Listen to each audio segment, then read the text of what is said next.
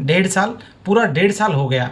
धरने दिए, फिर छात्र सड़कों पे बैठे, आमरण अनशन तक किया, ज्ञापन सौंपे और तमाम मंत्री नेताओं के दरवाजे खटखटाए, लेकिन लगता है इस व्यवस्था के कानों तक छात्रों की बात पहुंचती नहीं है।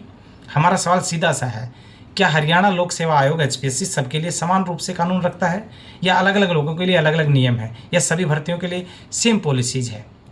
अगर किसी का कास्ट सर्टिफिकेट अपडेट नहीं था, इस वजह से उसकी ज्वाइनिंग रोक दी गई। लेकिन सवाल ये है, क्या नियम सभी पर एक समान रूप से लागू किए जाते हैं, या फिर मनमानी ज़्यादा की जाती है? और ये प्रशासनिक गलती नहीं है, ये न्याय के साथ भेदभाव है। जब संविधान हमें सबको बराबरी का हक देता है, और फिर चयनित अभ्यर्थियों के साथ अलग अलग व्यवहार क्यों किया जाता है? एक तरफ युवाओं से कहा जाता है कि मेहनत करो, परीक्षा पास करो, भविष्य बनाओ, और दूसरी तरफ परीक्षा पास करने के बाद उन्हें अपने अधिकारों के लिए सड़क पर बैठना पड़ता है।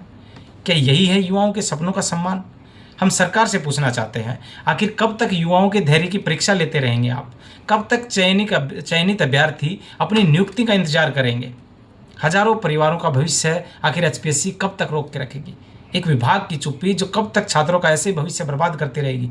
याद रखिए, जनता लोकतंत्र में सिर्फ टैक्स नहीं देती है, वोट भी देती है, वह भरोसा भी देती है, और जब बार बार भरोसा टूटता है तो उसका जवाब लोकतंत्र के सबसे बड़े मंच से दिया जाता है। युवा सब कुछ देख रहा है, ये समाज, ये हरियाणा प्रदेश सब कुछ देख रहा है। जिस युवा की कलम ने आपको सत्ता तक पहुंचाया, वो युवा अपने वोट से जवाब भी देना जानता है। याद रखिए, हमारी मांग सिर्फ इतनी सी है, जो चयनित अभ्यर्थी है उनको सम्मानपूर्वक उनका हक, उनका अधिकार दीजिए।